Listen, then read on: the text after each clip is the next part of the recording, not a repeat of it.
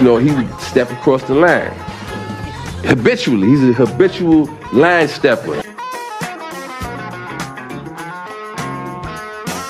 You make me happy. Thank y'all for tuning into the Habitual Line Steppers podcast. I am Garrett Charles Langley Henson. And I am Terry Ricardo DeShazo II. What's good, baby? We back. How you doing, brother? I'm doing well, man. My heart is heavy. The football season is over, but the good news is I have over a half a year to delude myself into thinking the Falcons are going to be in the Super Bowl next year. That's done. You can see I got my Falcons drip from head to toe. It'll probably be the last time I wear this before I pack this away until August, September. Nope, pack it away forever. Don't put it back on. Let them earn your fandom back, man. Stop just giving it to them. They need to earn it back. You know what I'm saying? I'm like a battered woman at this point. I'm like, no. The Falcons are actually a really good team. You guys just don't see what happens. They're portrayed badly by the media. What a 2014 reference. I love it. We're back. I fell down the steps. Peterson. Don't hit him with the Peterson. Oh, she fell. Right? He did that shit twice, but that's a whole other podcast. Exactly, right? Shout out to Durham. Anyways, yeah, so Super Bowl Sunday, baby, huh? Patrick Mahomes, third Super Bowl. Chiefs, third Super Bowl. Pretty good game. First half was a bit boring. Mm-hmm. How was your festivities, man? Did you have a good time?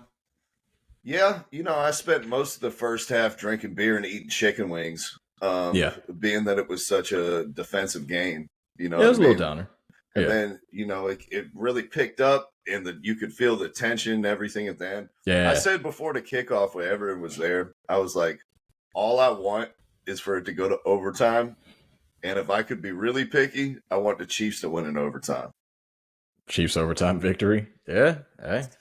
Too bad I didn't have any type of money to put down the line or anything like that. But yeah, because it was like plus 750, I want to say, for it to go to overtime. Just in general. I don't know about like a Chiefs win, but I was like, damn. If I bet $1, I get $7.50 back? Woo. Sheesh. That's odds, bro. That is some odds. But yeah.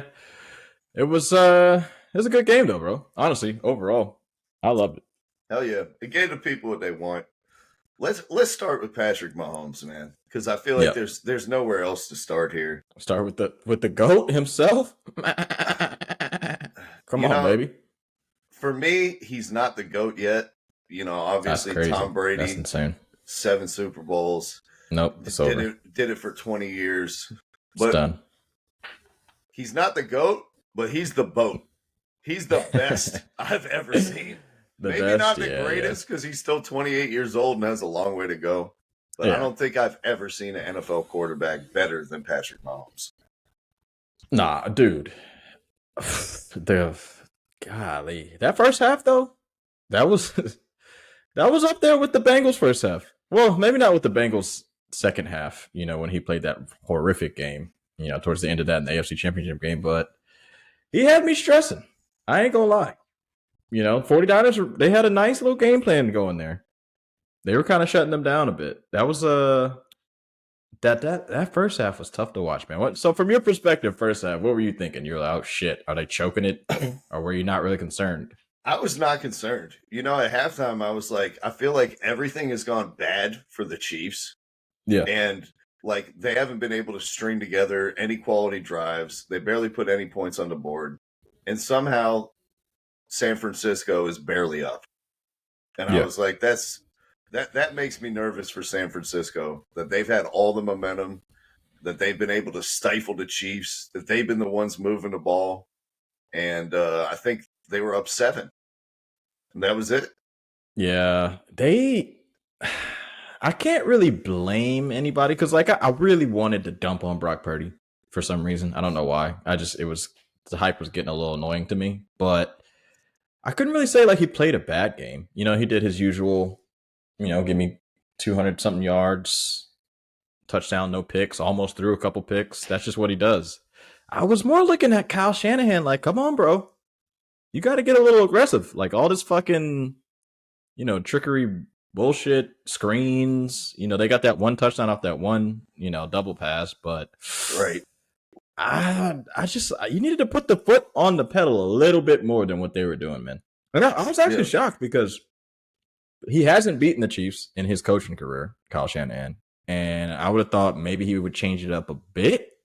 Like the first Super Bowl they played, they almost got the win. You know, Garoppolo missed that pass, and then Chiefs kind of went away with it. But I don't know, man. When they were up 10 points in the fourth quarter and lost by 11. Yeah, it was too conservative, man. He did the same shit again, bro. Well, not the same shit, but it was way too conservative. Like McCaffrey got the ball, I feel like a bit too many runs. Like I know everyone wants him to touch the ball and all this shit, but like this is real life. This isn't Madden. You can't just run the ball fucking 28 times and just like just keep Mahomes off the field. Like no, that's how you get him hurt. He almost got hurt. He must be the most flexible person in the world because some of those tackles, his body was like a damn contortionist when he was getting tackled, bro. I was like, golly, how did he not tear his groin and rip his ACL out of his knee? But yeah, I don't know. That was the biggest takeaway first half. You're right. Like that they needed a bigger lead. And it just seems with all the opportunities that they had and all the momentum that they needed to have capitalized more and not let the Chiefs hang around. Because with Patrick Mahomes' fourth quarter and overtime brilliance, if you crack the door open and you let them stay within striking range, he's gonna get you. And that's what ended up happening. Chiefs came the first team in 19 years to win back-to-back Super Bowls. Pat Mahomes got his third Super Bowl MVP. He passed for 333 yards, 2 touchdowns, and 1 pick. In the last 2 postseasons now, Mahomes has gone 7-0, throwing 13 touchdowns and only 1 pick. And now in NFL history, the only quarterbacks with more playoff wins than Mahomes are Tom Brady and Joe Montana. Yep. And he's like 1 win behind Montana, I believe, something like that. Yeah. Beast mode. But we were talking about when they were down, you weren't really worried about it. Did you know? I think in the last, I want to say 20 years, he's 3-1 when trailing by 10. Tom Brady is 2-1. Shout out to the GOAT. The rest of the NFL is 4-36. Jesus Christ. Oh my Lord. So I wasn't really like, when I tell you like Mahomes definitely gives off like the Brady vibes, a little earlier than now. Like he's 28 now, but like it's just you can't panic when he's down. Yeah. Like he doesn't really feel that pressure. Like especially in a Super Bowl game, and we can get to the halftime show, maybe after or halfway in between, doesn't matter. But you get like it's almost like a second game because your halftime is so long. Like regular games, halftime's like 15 minutes. You can go to the bathroom, get some food, come back, game's already fucking started. Like, oh shit. But Super Bowl, you get like 30, 35, 40 minutes almost. So it's like it's different. Like he gets to relax. He's done this in multiple Super Bowls. Like they've been down, they've been trailing before. I really wasn't worried about it, man. He comes back from behind all the time. So I wasn't either, man. And I kept saying at the Super Bowl party, I was like, Patrick Mahomes is comfortable being uncomfortable. And if he's down 10, I still am going to believe that he's going to pull it through. Whereas Kyle Shanahan and Brock Purdy, they're not comfortable being uncomfortable. They need to play with a lead. They need to let those defensive ends pin their ears back. They need to have control of the game strip and the game flow. And we saw all that play out, man, with Mahomes just sitting in there, keeping it close, not doing too much, not making big mistakes, and then coming up huge to win the game. I think the big difference between him and Tom Brady, too, is how much Mahomes uses his legs, man. Like, all year long, the Chiefs struggled in short yardage situations. Mm-hmm. Pat Mahomes is like, hey, I got you guys. I'm putting it on my back. The 2 biggest conversions of the game, they had a 4th and 1 and a 3rd and 1 on the final drive. Yep. Pat Mahomes dialed his number up both times, ran that ball into traffic, got the conversion, finished with 9 carries for 68 yards. Yep, 66. Oh, 66. Oh, shit. I did write 66. I'm just good. My eyes are a little blurry. Nah, 6s look like 8s. It's all good. Yeah. And he finished as Kansas City leading rusher for the game. Yep. Nah, he was a beast. And, like they did, it looked like it could have possibly been 2 design runs. I don't really know if one of those was a QB draw or not, but he kind of took off really fast on that one. Mm-hmm. Shout out to everyone that never spies him in those situations, Really good job scouting on you guys. But yeah, they really hadn't, because they hadn't done like a design run for him since I think when he got hurt in that playoff game versus Cleveland and Baker Mayfield, and that was what, like 4 or 5 years ago. Yeah, because he'd been having those ankle type of injuries. Yeah, you yeah. know, every other team in the season did the tush push except the Doing Chiefs. all that type of shit. They're not doing that. Yeah, didn't run it one time the whole season. They're like, we're not putting him in a spot where he can get that shit wrenched. It's getting paid too much for that. I get it. But in the I high totally get leverage it. moments, he was ready to go, push the pile and get those big conversions. And Yeah. I think there's no doubt about it, man. He's the boat. He's the best we've ever seen. Dude, I don't know, bro. So like, I love Brady, but honestly, the 2 giant Super Bowl losses kind of cemented that I think Mahomes is just better overall and greater. I don't give a fuck, about the accolades. Like, he can just, like you just said it, he can run. Like, that type of just pressure down the middle, pressure on the outsides, it doesn't really do like a whole lot for him. And honestly, like, they're probably not going to get, unless Rashee Rice, becomes really, really good, they're probably not going to get anyone to be, a decent target for them outside of Kelsey for a while, just because cap wise they're kind of strapped. But yeah, I don't know, bro. He does more. He just does more. Like the scrambling throws or throwing on the run, improvisation. If there's pressure, he's like Tom Brady folded like fuck versus the Giants. Granted, go ahead. I'm sorry. To your point, man. It just seems like Pat Mahomes has gotten the best of the best qualities of 3 Hall of Fame quarterbacks and put them together. Like, he has the on schedule plays and the death by 1,000 cuts thing and the clutch gene that Brady had. He has the improvise with his legs, and even though he's not super fast, like, he's going to pick up a first down like prime Russell Wilson. And he also has the take risks and fit a ball into a tiny window and pick my poison to create something spectacular of Brett Favre. But he doesn't do the Brett Favre stupid shit. He just took the best from 3 Hall of Famers and added up facts. all their qualities together. And that's facts. Here we have it. He, honest to God, he reminds me of the best of Steve Young. Like the best of Steve Young. The best, peak Steve Young. Yeah. But always fucking just great. like it's insane, bro. Mahomes is a fucking beast, man. Once again, he's extended everything he's first in. And this time, he passed Brady in win percentage. So shout out to that. 83% win percentage in the playoffs.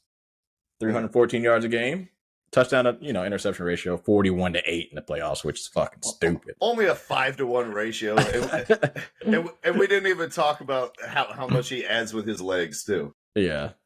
Completion percentage again went up. This dude, bro. It's going to be a long road for everybody, man. But Caleb Williams is coming in that division most likely, so we'll see how that goes for the next 10 years or so. If he wants to play for that long, who knows? We really don't know, but I'm sure he's chasing Brady. Yeah, he's fucking 28 years old. He's going to play another 10 years. Yeah. I mean, we'll see. Barring catastrophic injury. In the words of Kyle Shanahan, I can't guarantee that anyone on my team is going to be alive tomorrow. Yo, Kyle Shanahan. But if he's still alive, I think he's a good bet. But look, shout out to the Chiefs. They played great. Offensively, we talk about Mahomes all the time, but defensively, bro. Chris Jones. He might be generational, dog.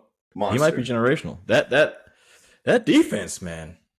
I mean, everybody kind of they kind of went under the radar. Did you think that they had the best defense in this game? I think maybe you, but yeah, I did. Yeah. A lot of people just thought that the 49ers had a better D, bro. But can I throw some stats at you real quick? Yeah, please. So, most games allowing under 28 points for playoff teams. The 2010 Packers, they did it 19 times. The 2005 Steelers did it 19 times. The 2002 Bucks, remember that team? Mm-hmm. They did it 19 times. And the 2000 Ravens, they did it 19 times. Chiefs, the 2023 Chiefs did it 21 times. Of course, there's more games. But let me give you this. Teams that allowed under 25 points, that's elite type shit. The Chiefs did it 20 times. this year and won the Super Bowl. Every other team won the Wow. Super Bowl besides the Eagles in 2001. They did it 18 times, but they're up there with some of the best Super Bowl winning defenses of all time, bro. And Absolutely. we got to give them their credit. They shut down some really good offenses going through this run. Miami, of course, we said it. They got shut the fuck down, but it's cold. No, stop it. The Bills were supposed to run through everybody like the Giants and Eli Manning. Stop it. They shut that shit down. And the Ravens only scored 10 points. So I just got to give them some credit. Probably just as much credit as Patrick Mahomes and the offense, bro. Like they did a good job. And absolutely. And shout out to Steve Spagnuolo, winning his fourth bro. Super Bowl as a defensive coordinator. He was, hitting all the right notes at the right time for the Giants. Yeah. Did it again 2 times for the Kansas City Chiefs. The Chiefs in the Super Bowl, they generated 9 unblocked pressures, all of which came on blitzes. Trent McDuffie one was insane. That was like super clutch. Yo, one of the biggest play of the game. Son, shout out to everybody in their organization. The GM, the Tyreek Hill trade, the nuts on that one. I love, back when we think about it, we're like, shit, man, that was a dumbass trade. But you get McDuffie, you keep Chris Jones, you get to pay him. It's just a lot. You got Justin Reed. I don't know, bro. It was unbelievable. They special, dude. Just fucking special. To your point earlier about Chris Jones, he didn't sack Purdy in this game, but he was on his ass the entire time. He pressured him throughout the second half. He hit him twice. He had 6 pressures all by himself, 4 of which came in under 2 seconds. And that play that you just talked about with McDuffie going on the blitz, 3rd and 5 on the 9-yard line. Yep.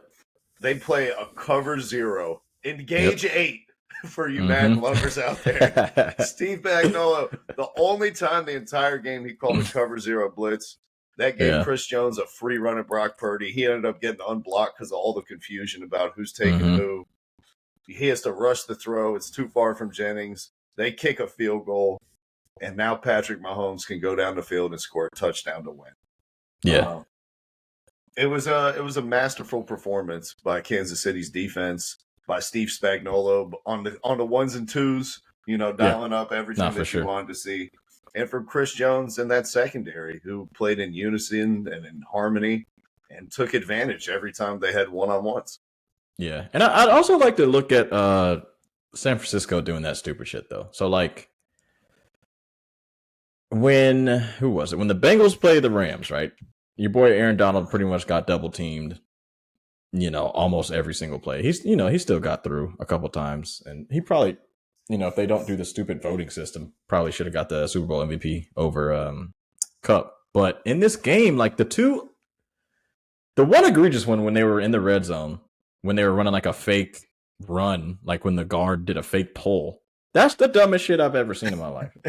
Why would you just leave Chris Jones and that was a for sure touchdown. Brandon Ayuk was wide open, but you didn't give him, 0.6 seconds to throw the fucking ball. Like that was inexcusable. They did that twice, by the way. Yeah. Chris Jones by himself kind of, just created some unblocked pressures, but those two, I can't forgive that shit, bro. The coaching in this game was just unbelievable, bro. And if I remember correctly, Terry, on those 2 plays, on one of them, he motioned Kittle back into the backfield to be an extra blocker. And on the other, he motioned McCaffrey to be in line to be an extra blocker. So they're like, we know the pressure's coming, but if you're going to ask, a 295-pound center to go one-on-one with Chris Jones while George Kittle or someone else takes an edge rusher, like, as much as I love George Kittle and Christian McCaffrey and their blocking ability, they did their job, but now somebody else is way overmatched. Yep. And Spagnuolo, he just kept applying that pressure over and over and over again. Good thing you said Greg Kittle's name, because I didn't really hear that much during the fucking whole game. Greg. Probably because his name is George. Oh, yeah, my bad. I said the wrong name. I was so excited to shit on him. That shit was ridiculous. He's supposed to be the second best tight end in the game. George Kittle, 2 receptions for 4 yards. When I said 2 for 4, I was like, is there like a special or some shit? What the fuck are they talking about? 2 for 4. I guess he got hurt, some phantom injury. I don't know what the fuck happened, but he was pretty much missing throughout the game. Debo was missing. tore his hamstring. Like, come on, bro. You had a whole week to prepare for this shit. You can't be tearing your hamstring. McCaffrey, you got to give praise to McCaffrey. He did his thing. Yeah. He had like 160 total yards. What did we say pregame? I said if they keep him to 150 and 1 touchdown, they win. If he gets to 202, they lose. Yeah. He had 160 and a TD. But they had to do a little trick play for that. And, that was a little bit of illegal stuff went on during that play. But, it's the Super Bowl. It's ticky-tack. People lining up in an illegal formation and a whole... I love screenplays, but, when that ball was traveling in the air, I saw the Chiefs linebacker beelining for that shit, and then he got blocked. I was like, is that not pass interference? I was like, he's about to pick that off, and the fucking O-line was like, no, chop block. You're not getting to this. Hell of a play call, but I don't know, it looked a little fishy. I did think the 49ers defense did just about as well as could be expected. Especially in the first half. They played well. We shined a spotlight on that defensive line and was like, they've got to get after it and win 4-on-5. And they did. Chase Young, Randy Gregory, Javon Kinlaw, Nick Bosa, they held them to 6 points through almost 3 quarters. Yeah. Travis Kelce had 1 catch for 1 yard at halftime. Yep. And they sacked him 3 times. They sacked Mahomes 3 times. Yeah. But to your point earlier, as good as they did limiting the Chiefs players, the Chiefs were even better limiting the 49ers. Dude, Deebo Samuel, insane. He had 3 catches on 11 targets. George Kittle, your boy, was held to 4 yards in the game. 2 for 4. Brandon Ayuk had 3 catches that were all non-sequential. Yeah. The best player on the field, or let me say the Receiver. second one, Jennings. Yeah, Jawan. The third guy.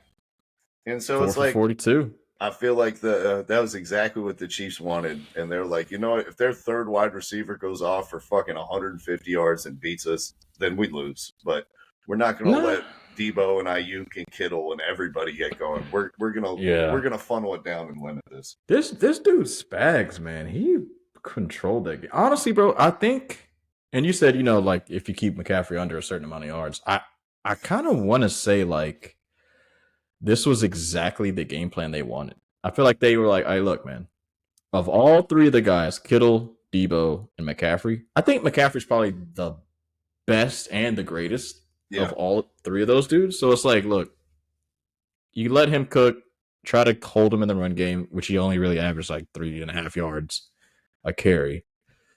But shutting down Deebo and shutting down George was probably more important than because I feel like they were comfortable with the run game. They're like, people aren't going to just run all over us.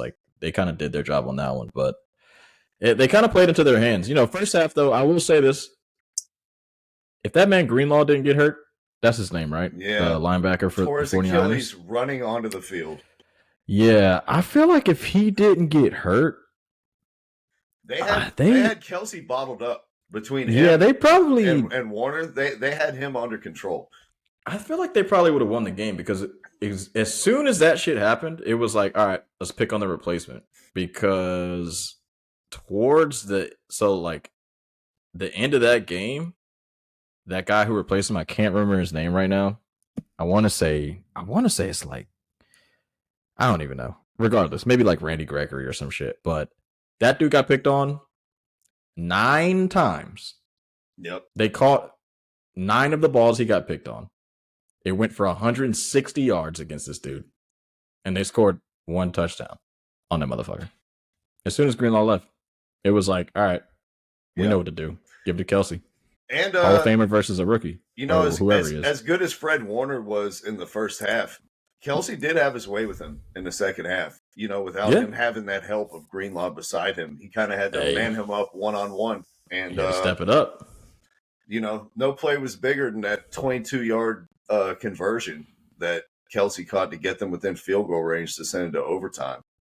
Yeah, no, for sure. He had to step up because, he was getting shut the fuck down. He was yelling at Andy Reid in the first half. You saw that? That shit was hilarious. Hey, do you want to do it?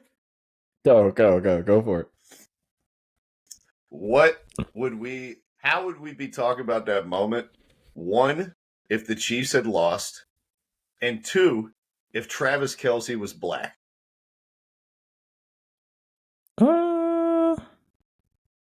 Depends, bro. If Travis Kelsey is a black person, but he's Travis Kelsey, Yeah, like same personality, larger than life. Like he almost like Keyshawn Johnson out there. You know what I mean? Give me the damn ball. No. The only difference is like Travis Kelsey is actually like one of the best players ever. So I feel like those guys get a little bit more of a leeway to like do that type of shit. Because you got to think. I don't think if you remember, I want to say it might have been their last game versus the Ravens, or it might have been the game versus the Bills. But Andy Reid was fucking giving it to Travis Kelsey, like on the sideline. So it's like, I get where people were trying to go with it. You know, if they lost, maybe it would have looked at different for, I think, casuals. But like, I saw Andy Reid was fucking yelling at him hard as shit like 2 weeks ago. Yeah. So I really didn't see it as a big deal. But that's what we expect from coaches. You know what I mean? We I got you. We don't expect to see it the other way around with the I mean, but like in the coach's face. It's a different relationship, like star players and coaches, like in the professionals, bro. It's totally different. Like I can't say I have never yelled at a coach. Like I've definitely like not giving it to him like that, but like I've definitely spoke my mind. If he thinks I'm doing something wrong and I'll tell him, no, this is what I saw. Like it's cool. It's a healthy disagreement or agreement. And like when he did it, it's not like Andy Reid was like, yeah, I fucked. He didn't say like he didn't fuck up. He was like, yeah, he probably should have been on the field. I didn't think it was that big a deal. I mean, you can try. What'd you think about it? Sounds like you thought bigger than me. I didn't really think it was that big a deal. Yeah, well, I think a lot of people didn't really think it was a big a deal, but I think it was because of those two factors. Like, if he was black and if they lost, we would be branding him diva, selfish. He's dating Taylor Swift. It's all about him. All he cares about is numbers. You know, like they would have had the whole narrative like packaged and ready to go. Maybe, but same game though. He was what, 9 for like 90 or something? Let me look at actually his stat line. But like if he had the same stat line, we would still be talking about it. Yeah, he went 9 for 93 yards. We're still talking about it. He played great. I think he led all the receivers. Yeah, he led everybody. Yeah. Every single person that caught a ball, he led them. Both teams. Yeah. So I mean, I didn't have a problem with it, but I could just see like the media wheels churning and fuck the media, dude. You know, new media, all the different factors that play into it. I feel like things could have ended differently if things were a bit different. That's all I'll say. I got you. Yeah, no, I didn't really think much about it. But great fucking game. That's all I can say. It was a good game. They killed it. Spags, I think Spags, if a coach could get the MVP, I'd give it to Spagnuolo, dog. I swear to God. Yeah, that's fair. I definitely agree with that, man. Let's talk about some momentum swinging plays, right? Where the balance of the game was decided. For me, the biggest play in terms of a momentum swing was when that punt went off of the 49ers player's foot. Yeah, and that was tough. Their returner, instead of trying to fall on the football, tries to scoop and score. Yeah, he tried to pick it up. And pick it up off the ground. You know, Kansas City. Get on the ground. They had just had another 3 and out. They hadn't scored at all. You know, they punted. I don't know how far they punted. They got it. Eventually, what happened is they went from being 3 and out in their own half to getting the ball at the 16-yard line of San Francisco after that play. They scored one play later. MVS catches a 16-yard touchdown. Mm-hmm. Per the NFL's next-gen stats, the Chiefs' win probability went from 27% to 55% in the span of those two plays. At that point of the game, what was the score? Was it 10-3? It was, yeah. No, it was 10-3, right? It was 10-6. And so 10-6, okay. So, and then after the punt, and then the next play where they score, the Chiefs go up 13-10. Yeah, I mean, that was definitely a swinger. That was definitely a momentum swinger. That's tough, man. I'm surprised that doesn't happen like way more often than that. But I think as a return guy, you kind of either you fall on that or you just got to, like, if you see that disaster kind of starting to unfold, just sacrifice a body. You got to catch that shit. Yeah. You got to catch that shit. Because clearly the dude that was blocking had no fucking idea, of course. Like, he had no idea. No. He probably felt the ball. He was like, "Oh shit!" Well, fuck. first of all, when like all that dude was trying to do is run downfield and fucking block somebody. Like, Yeah, that's his so job. that's not his fault. His Yeah. job is not to look at the football. The returner is supposed to yell to him some type of code word, which means get the fuck out of here and run to the sideline because the ball might hit you. Yeah. I mean, at that point though, he probably couldn't hear him or whatever. Yeah. But so I feel like it was the returner's fault on both counts. One, he didn't. I don't know if he did make the signal, it wasn't heard. You know, to his teammate to get out of the area. And then two, once you do see that it hits him on the foot, instead of falling on it, you try to pick it up and it bobbles out of your arms and the other team recovers it on the 16-yard line. Well, that's one huge play. The other one for me, bro, was that blocked extra point. Yeah. That blocked extra point. And shout out to the kicker. Shout out to Harrison Butker. You know, Moody broke the record for the longest Super Bowl field goal with a 53-yarder, and then Butker was like, "Hold my beer," and kicked a 57-yarder. He kicked two 50-yarders, right?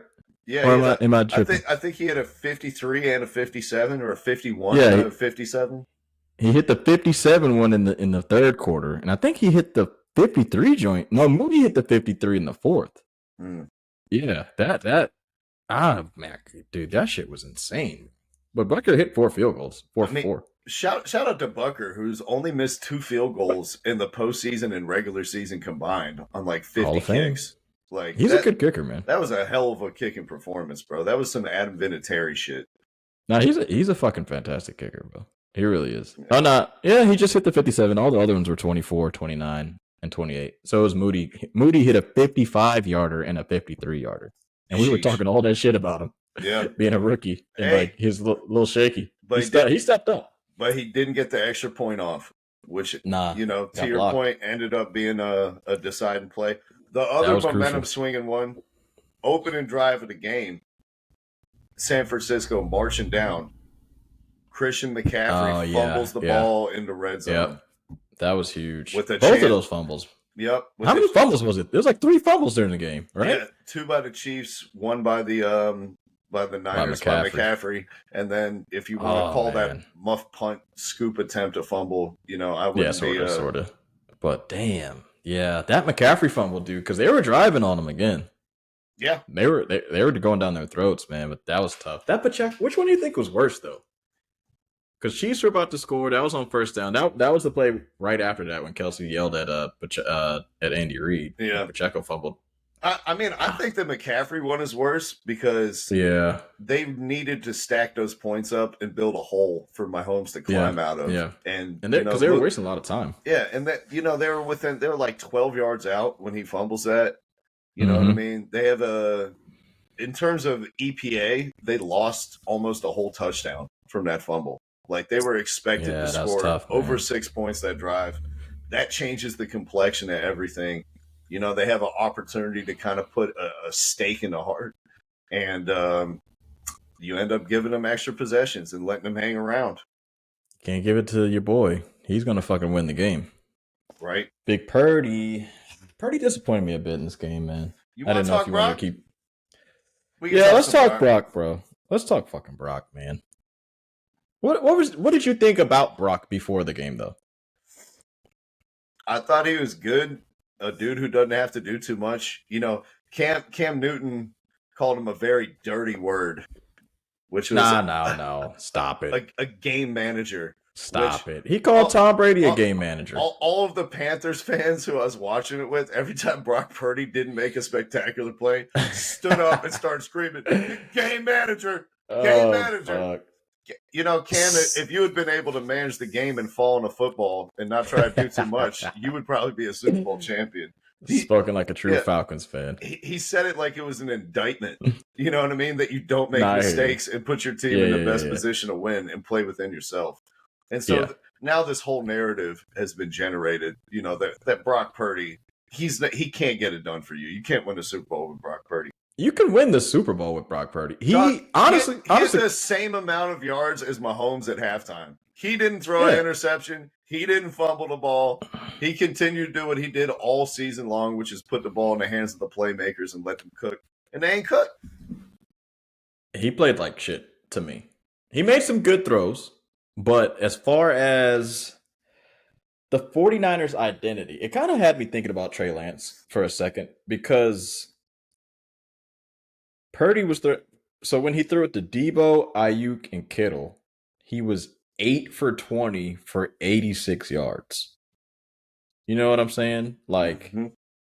that's just not gonna get it done. What was he to Jennings though? He was 4 for 43, or he was 4 for 43 yards and a touchdown. It wasn't crazy. I mean, it was a bunch of other, like McCaffrey got a lot of yards off of stuff. Usek, however you say his name, he got a nice little pass. He saw Conley down the field. Ray-Ray McLeod caught a nice one down the field. But to the stars, it's mostly, I mean, like the Chiefs were balling them up. Go ahead. Right. Well, no, you said exactly it. It's like the Chiefs are like, these guys aren't going to beat us, and other people are going to have opportunities. And I thought Brock did a decent job of recognizing that early and giving those guys chances to make plays. And for the most part, they did. But that's where I think, like, and the whole game manager thing is a separate conversation. You know, shout out Cam Newton for getting back into relevancy. I love it. Love to see it. But he didn't do enough to win the game, though. Like, did he get any rushing yards? Yeah, he had 12 rushing yards, but I think all of them were pretty inconsequential. They didn't really do a whole lot. Yo, sorry, just an aside. At the Super Bowl party I was watching, one of the people bet the over on Brock Purdy's rushing yards. Did you know what the line was? What was it? It was 12.5. He had 13 yards. He had 13 yards, and then he took a knee and went down to 12, and they lost the bet. Oh, at halftime? Yeah. Before, like, damn. That knee cost him the fucking prop. No, those are tough, man, because you just never know about those shits, man. Because Mahomes did that, actually, recently. I think last week versus the Ravens. Yeah. Or, 2 weeks ago. He had, like, the over, and then he kneed like 3 times, but he did, like, the fucking, I got to back up more yards and waste more time type of knee. And I was like, damn. There goes the fucking under. But no, besides that, I mean, like, no. So the expectations for me and, like, Brock Purdy aren't super high. Like, I don't think he's great. I think he's good. You know? Like, if we're looking at the current field of quarterbacks, he's around, like, the 10 to 15 range. Like, that's totally fine. But as far as just actually being good and winning games, I think he's got another level to go. And I think if he can find the step, they're going to win more championships. But you got to push the ball down the field. You know what I'm saying? Like, yeah, I do. There's definitely it's different than what their whole it's different than what their whole game plan is. But like, at a certain point, you're like, all right, man, I got to actually make something happen. Yeah. And maybe that'll come in the future. This is his second year as a starter. The man went to the NFC Championship game in year 1, the Super Bowl in year 2. Yeah. I mean, he played just as good in the Super Bowl as Joe Burrow did. But because he's the fucking last pick in the draft, we talk about him like he's some bum. And, no, it's not that. Identity, a crisis over there in San Francisco. And fucking Debo didn't do shit. Ayuk didn't do shit. Kittle didn't do shit. And we're going to put it all on Brock Purdy. I'm not doing that. I wasn't saying that. I think he played okay, but he just didn't do enough to win. It was just, he needed some, like when Chris Jones is in his face. Like, I think he saw Ayuk, but like those certain points, you got to take it. Just take that fucking hit. Like Brady would just take it right on the nose. Peyton Manning, he'll take that shit right on the fucking nose. You got to make the play, man. Yeah. Like that's all I'm saying. Like, you just got to fucking, like the McDuffie, I don't blame the McDuffie one. Yeah. But like some of those, you just gotta give me something. But he's not that guy. Like, he's not going to be the reason that you win, but he's going to be the reason you don't lose. Well, that's the thing about the Kyle Shanahan strategy that I don't like. Like, I don't think he ever really truly trusts his quarterbacks. Let's get into it, man. Because besides Matt Ryan, I thought that was probably the biggest mismatch of this whole game was the coaching staff for Kansas City against the coaching staff for the Niners. A lot of miss. Andy Reid and Steve Spagnuolo just put on a coaching clinic. Killed it. Andy Reid now has 26 postseason wins, only behind Belichick. Mm-hmm. He's the second best coach of this century, after Belichick. And his growth as a coach, like in the last 20 years, has been unbelievable. Where Andy Reid used to be Kyle Shanahan.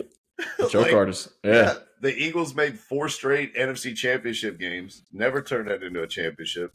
When they did make it into a Super Bowl, Andy Reid blew it with terrible clock management. Yeah, the clock manager was crazy. Even when he still, went to Kansas City, you know what I he mean? had some of They those. He still still had had some some. playoff meltdowns. They Yeah. lost a 18-point halftime lead to the Titans in 2018. Alex Smith. They lost a 28-point lead to Andrew Luck and the Colts in 2014. You know, even bigger margin than the Falcons Patriots collapse by Shanahan. Yeah. And that's how we thought about Andy Reid. Yeah, no, for sure. With 6 seconds left in the game, they got the ball at, I don't know what yard line, the 3-yard line, the 5-yard line, whatever it was, where they scored that game-winning play. How many coaches in the NFL are like, all right, this is it. The season's on the line. Let's make sure that we get into our perfect play. Let's take a timeout to make sure everyone's on the same page. Like, this is our big chance. We need to be as prepared as possible to take advantage of this moment. Andy Reid, he pulled out the old Pat Riley. And he was like, nah, go against a defense that's unset. He trusted his players to get into the right look and to make a play. He was like, the defense is going to be confused. They're scrambling. We're not taking a timeout to give them a chance to regroup and catch their breath and understand their assignment. I trust my players. I'm putting the ball in their hands. And if things had gone wrong, Terry, and somehow Patrick Mahomes had taken a sack or he got tackled in bounds and the clock runs out, though. They had a timeout. They did, but it was so close. Like, it was 6 seconds, man. Like, so much. Like, when if that's what I was looking at. Wrong and they had lost the Super Bowl on that play. Yeah, like I was looking at the clock. I was like, if the clock goes out, and like, is that it, or does it go to because they didn't finish the possession? I was so confused at what the fuck they were doing. I was like, yeah, why are they letting the clock go all the way to zeros? Like, this is fucking basketball. I thought, like, what is going on right now? I thought that at the end of the quarter, if it's not tied, the game is over. And if it is tied, it'll go to a second overtime period. I guess I'd have to read the rules like the rest of the San Francisco 49ers players on that. But that was just so ballsy, man. And that was crazy. That was crazy. To do more by doing less by Andy Reid and being like, you know what? I got the boat on my team. I got the connection. And then the play he called, Terry, that was the same play they won the last Super Bowl with. Yep. Hey, throwing it to the others, as Shaq likes to say, the others. Hardman, MVS, and Watson. 9 for 13 for 131 yards and 2 touchdowns. Shout out to the boys. Shout out to Andy Reid with the play call. Shout out to Mahomes for the greatness. Shout out to them. We thought MVS was getting the fuck out of here after that drop.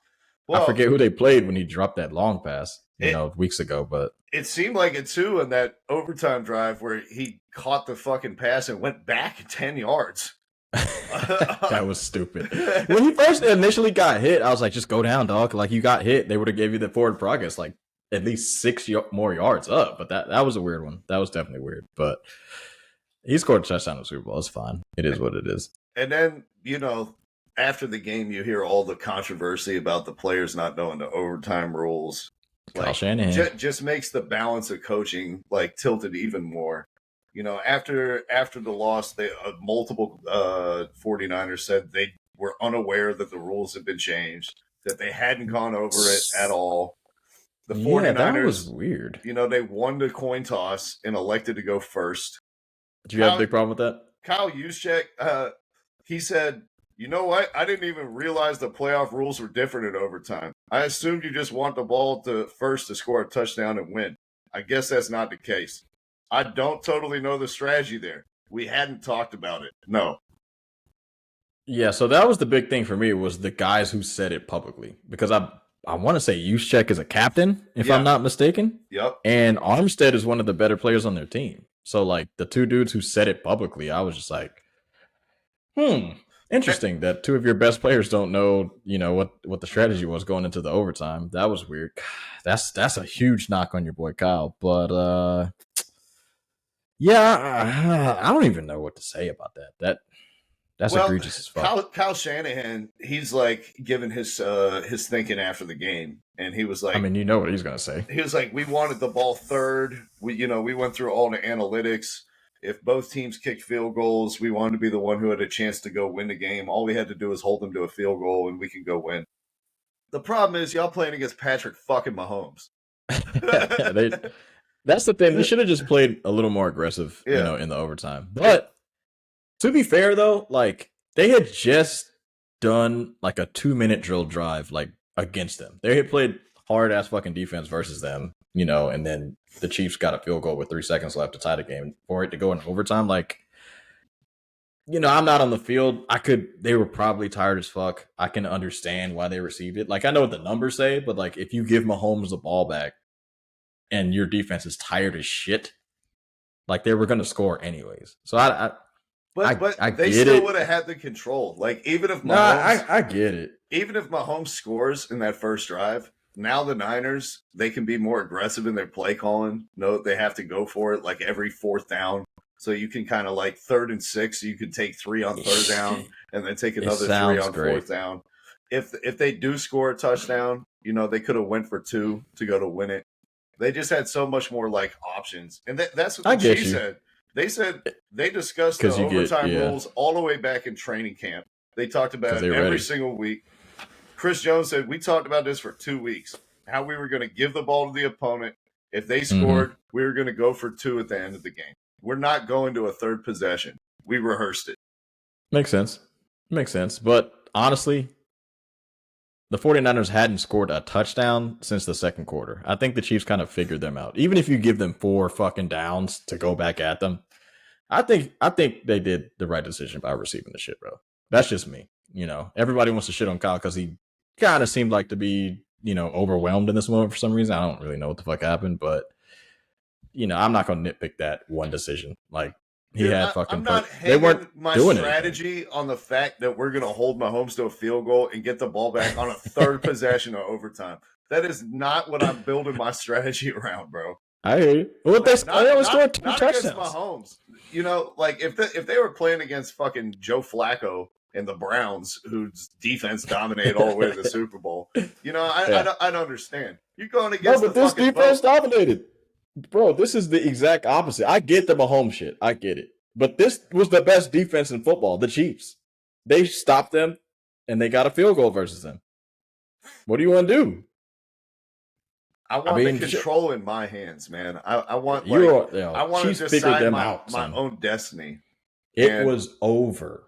After the fucking halftime whistle, the game was done. They outscored them. What am I looking at? They had 16. They had 20. It was 23-12. They outscored them 23-12 in the whole second half and the overtime.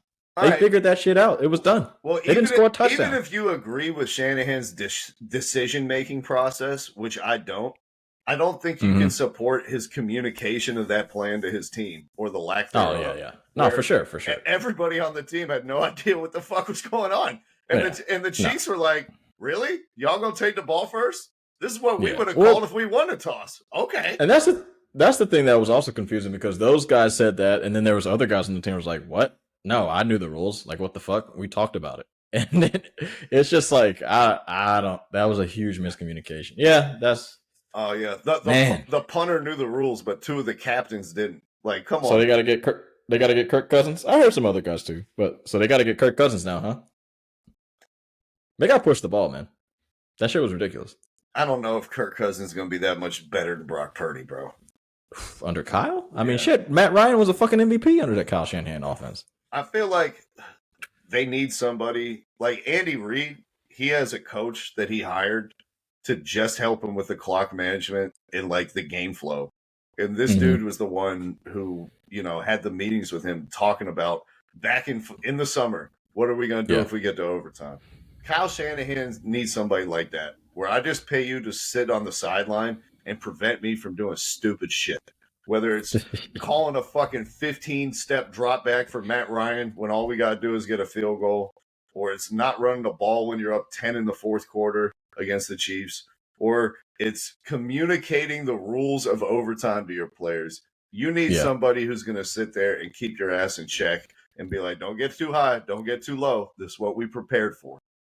Yeah. Well, they won't fuck that up again. I can guarantee you that. But honestly, with this roster, though, they're going to make another Super Bowl in the next 3 years. Guaranteed. Like, everybody's decently young. There's only a couple guys that are, like, going to be, reaching 30 or, like, 31, 32. So, this team is good. They're intact. And Brock Purdy doesn't need to get paid. So, They're still going to be good. I just think they need to make the move. They need to get the quarterback, or either get a different quarterback, or you have to be a little bit more aggressive in the play call. You got to trust them. If you don't trust them, you're not going to fucking win. You can't. This is going to happen every time. You can't win a Super Bowl being conservative as fuck. I know you're saying that. At the same time, you also acknowledged earlier that if Drake Greenlaw doesn't tear his Achilles running on the field, they probably win the game. Shit happens. You got to adjust. If they have their all-pro safety Hufanga out there, they probably win the game. Maybe. Like we do a lot of talking about, Brock Purdy and everything like that. Well, what happened the first time they lost in 2020? That was no Garoppolo. injuries there. Yeah, that was Garoppolo, though. You don't think Brock Purdy's better than Garoppolo? Hey, a lot of people were saying Garoppolo was good as fuck before he got traded to the Raiders. I'm just saying. I don't know who those people are. I think you're forgetting the narrative of what Garoppolo was. I mean, it's the same Brock Purdy Garoppolo narrative. It's like some people think Brock Purdy's really good. Some people think he sucks. It was the same thing with Garoppolo. They're like, hey, if he wins a lot of games, Jimmy think he's Garoppolo good. was never an MVP candidate. Brock Purdy finished in the top 5 at MVP voting and had pretty damn good numbers. Perfect. Garoppolo got hurt. I don't even think he had a healthy season, though. That's the problem. So let me go look at him. But I'm just saying, I think it's the same narrative. I feel like Shanahan's not trusting his quarterbacks that he's not putting a lot of money into. So he's got to give a little bit of trust, man. You got to change it up. Look, there's a difference between making the Super Bowl and winning it, though. Yeah, and that's facts. And if you want to be the fucking Buffalo Bills in the 90s, cool, go for it. I just think they need to do that by developing Brock instead of looking for like a marginal upgrade for 1 or 2 years. You know what I mean? Like give him some more responsibility, like you said, be a little bit more aggressive in the play calling. If you sit back and look at what Brock Purdy's achieved through the first 2 seasons of his NFL career, pretty elite company. And I don't understand why we'd be so willing to like move on from this guy and throw the baby out with the bathwater because your coach fucked up the game and lost it. I hear you. I got you. Just saying, Brock Purdy had 31 pass touchdowns this year. I just think the quarterback position was kind of watered down this year specifically. 2019, Garoppolo, San Francisco, 27 touchdowns, 13 picks, 12th in MVP voting. Just saying. So not as good as Brock Purdy in a time where people were throwing the ball all over the fucking field and everyone had like more inflated numbers than they did this year. They're throwing the ball all over the field this year. Who wasn't throwing it all over? They just suck.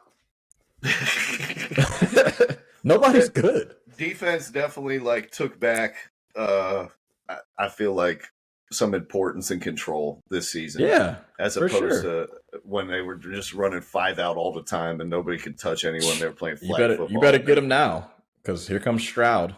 Yeah. I'm telling you. Well, let's talk about Kansas City, man. Like moving forward, how long can this Kansas City team dominate? You know, they have the youngest defense in the whole league. They're almost certainly going to have better wide receivers next year than Michael Hardman, Marquez Valdes-Scantling, and Kadarius Toney, who is a coaches did not play DNP-CD. Yeah, for this game. Healthy scratch. You know, Patrick Mahomes is only 28 years old. He's still in the midst of his prime and has, 7 years of prime left in him. How long can this Kansas City Chiefs keep this together and continue to dominate? Like, what is going to be the length of this dynasty? It depends on the signings, bro. It depends on the signings. If I'm not mistaken, I unfortunately didn't save it under my notes, but Chris Jones needs another extension. Yep. Which is going to be pretty expensive. He sat out the first game this year. They just bumped up some incentives on his current deal. He's out of contract. Yeah. There's some other guys that were kind of important. They I don't know what their cap situation's looking like, but I mean, honestly, the key is Mahomes. Kelsey's going to be gone most likely in like a couple years. You know, it's going to be tough because he's already 34. Although, I mean, apparently he fucking ran the fastest he's ever ran in 7 years, according to Next Gen Stats, which is insane. In the Super Bowl? Yeah, he turned back the clock. Yep, in the Super Bowl. But he must have stolen some of George Kittle's smelling salts. Yeah, hey, whatever name I said, Jeff Kittle, Greg Kittle, that was George was gone. That was Jeff Kittle. But yeah, It's possible because Mahomes is really fucking good, and if Andy Reid wants to still do it, they got it. But I believe in the GM. I think they're gonna win some more. Yeah. It does seem like this is going to continue to go on. Like, if you had to bet that the Chiefs next year will be better or worse than they were this year, what would you take? Oh, better for sure. Because this was a down year. Yeah. There were doubts. This is the year that they were vulnerable. This is the year they had no wide receivers. This is the year that Travis Kelce aged in front of our eyes. And that that was last year. 7th round running back. And it was last year that it was the same shit. They weren't as bad. Like, they were still a dominant team, but like, they were 16th in offense this year with the greatest quarterback, the best quarterback we've ever seen. They lost middle of the pack. They lost to the Raiders, and they wanted to win that game. Like, the last game of the season, they wanted to win, and they just fucking sucked. Like, they legitimately just played bad. So look, bro, I'm not gonna count out Mahomes. Dude's undefeated in domes. Super Bowls are most likely in domes all the time.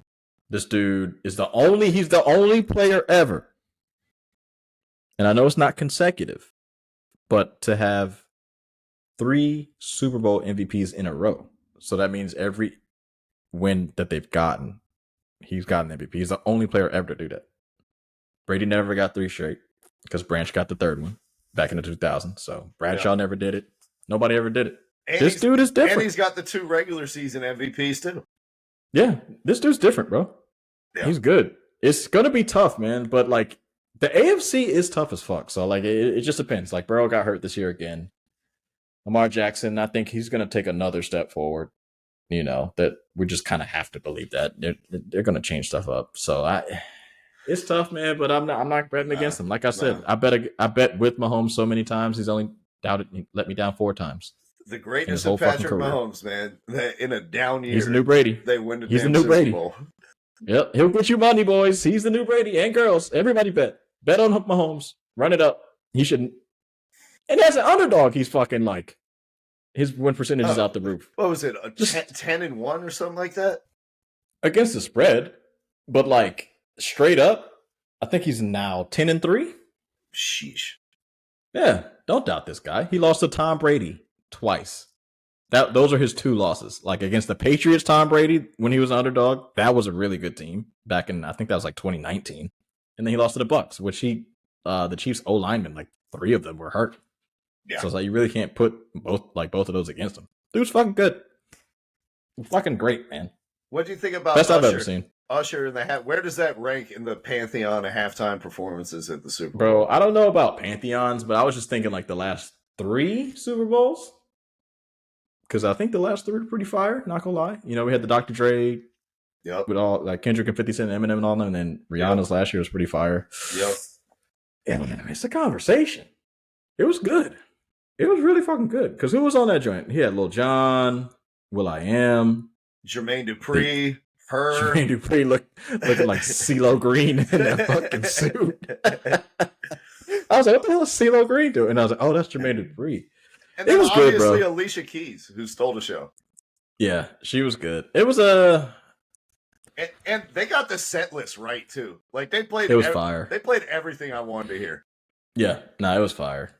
That Vegas residency, man, put him back on the map. Top 5 for me. It's probably around 5, though, but that's top 5. I think it might be top 3 for me, bro. Top 3. Ooh, he was good. It was good. I think the best one was Beyonce's. She killed it, for sure. I think... She definitely killed it. I don't know if this was better than the Dr. Dre one where they brought out everybody. And that one was Kendrick fire. And Snoop and Mary J. Blige and everything like that. But it's right there. I think it might be a 2A, 2B type of situation, man. Wow. What about, I know you're not a huge fan, but Bruno Mars fucking killed it. You're not a huge fan of Bruno Mars. He did kill it. Yeah, that was a great one, too. That was a great one, too. That's also in the top 5. Yeah. And I'm not a huge Prince fan, but, he fucking killed it. No more whites. No more whites Prince? Doing the... No, I wasn't there for the Prince one. That didn't fit. It was in Miami. He did Purple Rain in the Rain, dog. Yeah. That was iconic. I wasn't with that. Also, I'm not a big Prince fan. Like, I don't listen to a lot of Prince. People always talk about him like he's in the same category as Michael Jackson, but he made 2 good songs his whole fucking career. Like, that's not true. Yeah. That's Fucking not true, man. Strawberry Beret in Purple Rain. Raspberry, you fucking asshole. Jesus fucking Christ, man. The greatest thing Prince has ever done is appear on the Chappelle Show being played by Dave Chappelle. You're crazy, man. But at It's least we up didn't there, have though. to see Maroon 5 in Atlanta or Paul McCartney or the Who No, that's or true. the Red Hot Chili Peppers for the 7th time. I gotta pay some respect, but we didn't see this one. 1993, apparently Michael Jackson performed. Yeah, I didn't see that one. Apparently he did Billie Jean, Black or White, We Are the World, Heal the World, Jam. That's not fire. That's not a fire list. Right. That's garbage. He didn't come with it like Usher did. They fucked him.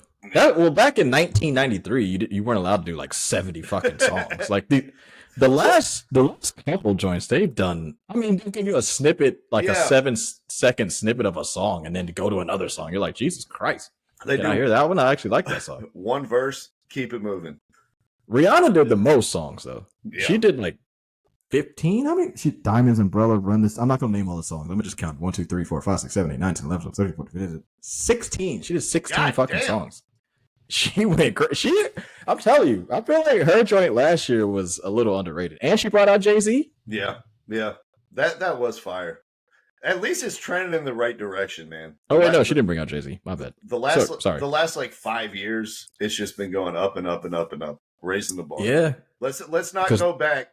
All we are is one titty away from going back to playing it safe with a bunch of old white guys. Let's not do that. Hold on. Because The Weeknd's was pretty good. I remember his. That was I want to say that was the SoFi joint, right?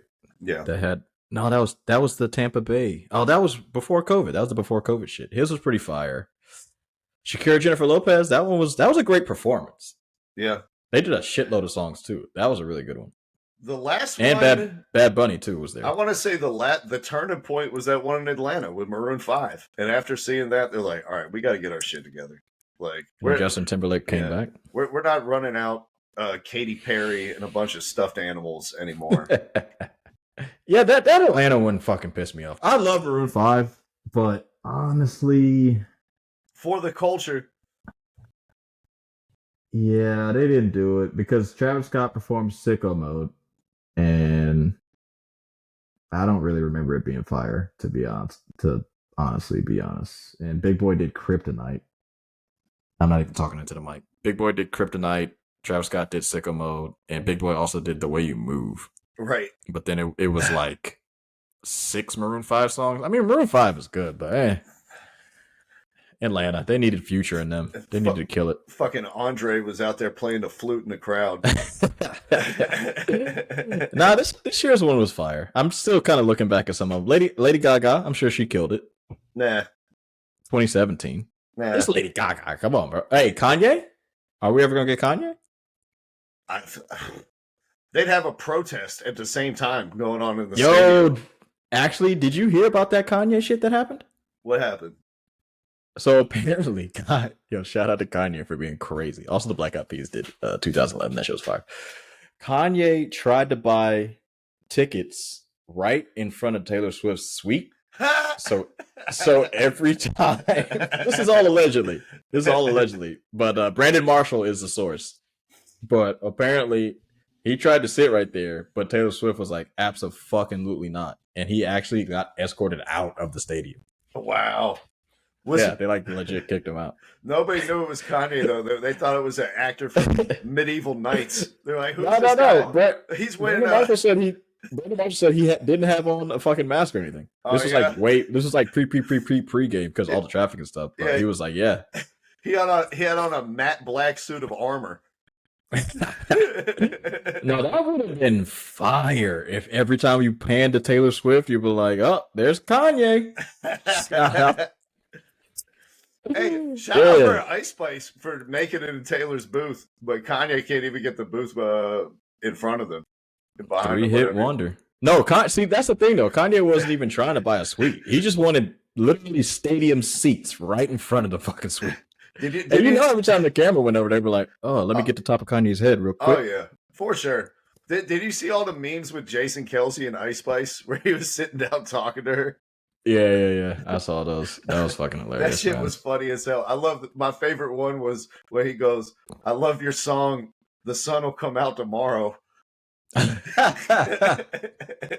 He was trolling her. That was just the captions people were putting on the fucking. Oh, Yeah. damn. I was gonna say if he actually said that, that'd be fucking hilarious, bro. Oh fuck, bro. Yo, I'm still looking at the fucking halftime shows. In 1998, Boys to Men. What? Boys to Men, Smokey Robinson, The Temptations, Queen Latifah Damn. in Grambling State University Marching Band. That shit had That to was be- 98.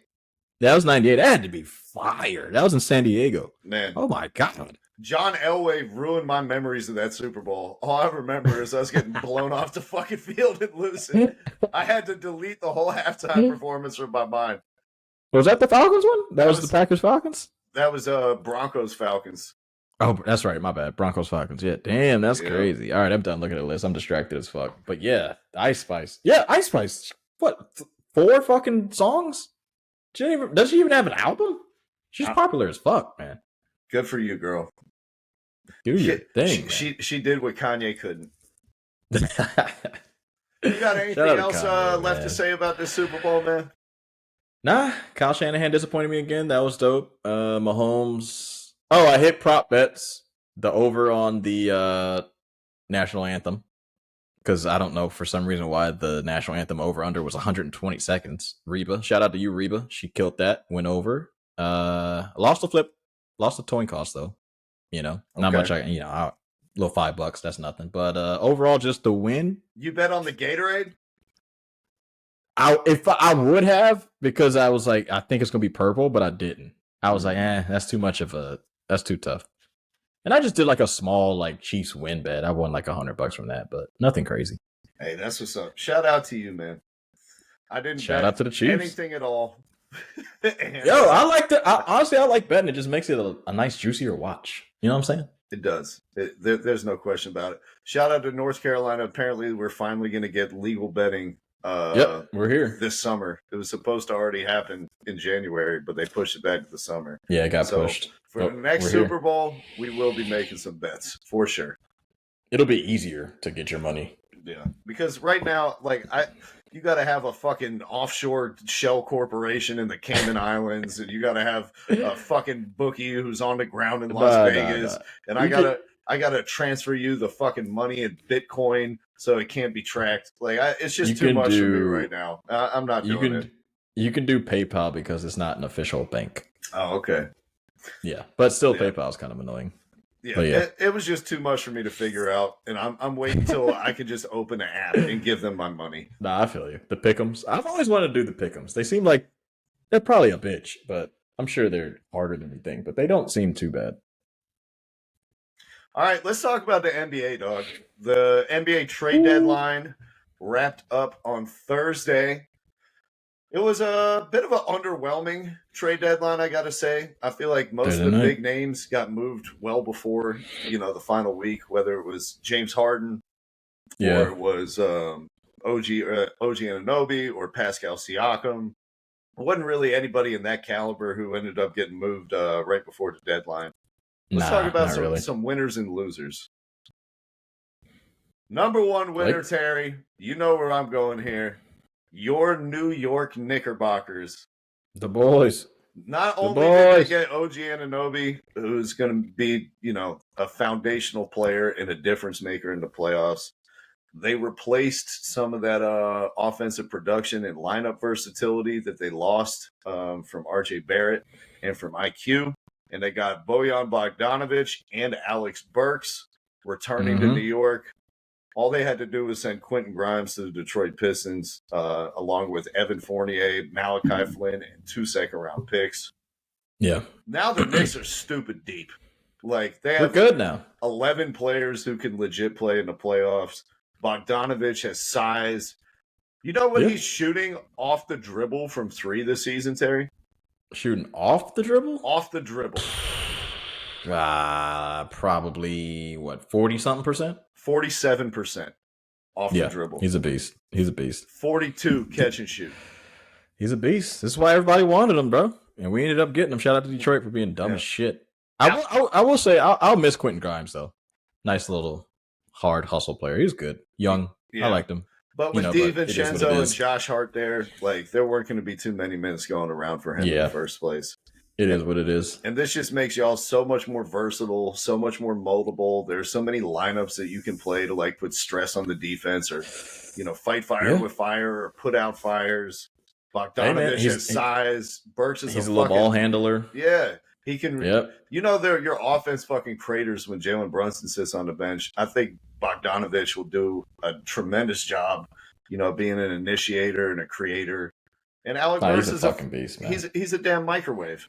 And Alec Burks is back. You can never have enough shooting. So I thought you guys are my biggest winners out of the entire trade deadline. And I think you got to talk about the Knicks now as a dark horse candidate to make the finals. We could probably make the finals. So, like, the outlook is, and I know people will look at us crazy, like, the Knicks are the finals. But, like, when you look at it, we always play the Celtics tough. We kind of have their number in terms of that. And Bogdanovich always kills them. Yeah, he always kills the Celtics. That's true. Embiid and Philly, they're out, so we don't have to worry about that. The Bucks could be tricky, but we do usually play the Bucks kind of tough. And then the Cavs aren't legit yet, and we also did just beat them last year in the playoffs. They kind of have to prove themselves. So as far as like the top guys, I think we're ready for that type shit. Miami, I'm not sure, but they're looking a little iffy. And Terry Rozier got hurt. Shout out to your front office. Like, the calling card for the Knicks for forever is we're going to, save our cap space. We're going to trade all these big assets to get a big player. We're going to miss, and then we're going to get the next tier guy. And that handicaps us for the next 5 years. And over the last 5 years, the Knicks have just turned a dime into a quarter into a 50-cent piece, a 50-cent piece into $1. They made incremental steps every single year to get better, add somebody here, add someone there, develop their young players and draft picks into trade assets that people actually want. Yep. It's been a step-by-step process, not a splash like the Nets did. And they kept most of the picks. Yeah. And they still, they didn't even have to part with the first to get Bogdanovich and Alec Burks. It's been a tremendous job by the front office over there. They're killing. And honestly, we're setting up for somebody to come through. We still got cap room for somebody to come through. We got enough for one big superstar, bro. Yep. So, add that with Jalen Brunson and Julius Randle. It could be a recipe for greatness down there in New York. Oh, also, for the casuals that don't know Bogdanovich that well, I know you hear the name and you're just like, who the fuck is this? Is this the dude from Atlanta? Or who is this guy? If you forget. Your boy Bojan. Of 3 players in the whole entire NBA, Kevin Durant, Lauri Markkanen, and Bojan Bogdanovic are the only 3 that shoot 65% at the rim, above 40% in the paint, 45% in the mid-range, 40% or above on corner threes, and 40% on above the break threes. So like fast break threes. Yeah, my boy's 40% in those. And if you add in off the dribble threes, it's only him and Kevin Durant. That's it. Yep. And then we got 3 dudes that shoot 40% or better from the 3-point line. DiVincenzo, Burks, and now we got Bogdanovich. We got shooters around Brunson and Randall. This is gonna be interesting, man. It's gonna be really fucking interesting. It's honestly, we look pretty good these last couple games. We've also the Rockets, but Rockets are tough as fuck. We'll really see what it looks like after the All-Star break when OG comes back from having whatever surgery he had done. He had an elbow surgery. He's out another 2 weeks or so, or 2 to 3 weeks, something like that. But I think the one thing to watch for them, Terry, you can't play 11 guys in the playoffs. And we know Tom Thibodeau likes to have a shorter rotation. Yeah. Could this be a situation when there are too many cooks in the kitchen and too many guys who are expecting to play and are going to kind of get out of rhythm by not getting the opportunity that they've been used to over the course of their career? Brunson, Randall, OG Anunoby, Bogdanovich, Mitchell Robinson, DiVincenzo, Burks, and Hartenstein. That's 8. We don't need to play anybody else. And Josh Hart, I guess. That'll be 9. But, You need 9 dudes is fine. Nobody else should play. Who the fuck else should play? That's 9 guys. Those are all proven dudes that have been in the league for a while. They're all good. They know their roles. Nobody's fighting for I need more playing time. There's no more young dudes. All the young shit that's gone. You forgot about more young Taj Gibson. Nope. He ain't playing. I'm just saying, all those guys are proven vets. This team, if this was fucking college, damn, we got 9 seniors that have played. Right. And they're fucking good. I'm betting on these dudes. I like this team, bro. Yeah. I haven't really liked a team this much since the Melo Knicks. And they're way better than the Melo Knicks. This is the best. And they had a legit team. This is the best Knicks team in my basketball memory. I'll say in our lifetime. No. In my memory, when I was actually watching basketball, instead of just catching Michael Jordan shit on people in the finals and didn't watch anything. Nah. Because you got to remember, I grew up without cable, so it's not like I was fucking snacks. Yeah, go ahead. Sorry. Exactly. I wasn't even allowed to have granola for cereal unless I put wheat germ you in had it. The healthiest snacks I've ever seen in my life. Shout out to your mom. But yeah, so I missed all those years. Of all the years that I've been watching, this is the best Knicks team I've seen. Dude, as a Knicks fan, lifelong. This is, and it might be a little controversial, this is probably the best Knicks team ever. Besides, the championship team. In my lifetime. I was born in 91. I do remember Patrick Ewing. I remember O.J. Simpson, fucking up the finals view for me when we were playing against the Rockets, even though we lost that one. I remember Patrick Ewing and them, going to the finals during that strike season. Patrick was old at that point. It was mostly Camby, Sprewell, some of the Allen Houston. They were killing it. But legitimately, dude, because no offense to John Starks, who was probably the second best player. Oakley was okay. He's more of a bruiser. A lot of those guys, Mark Jackson was kind of old, back in the day too, when we were with the Knicks. Mark Jackson was old when he was young. Yeah, no, that's true. But a lot of those dudes are one-dimensional.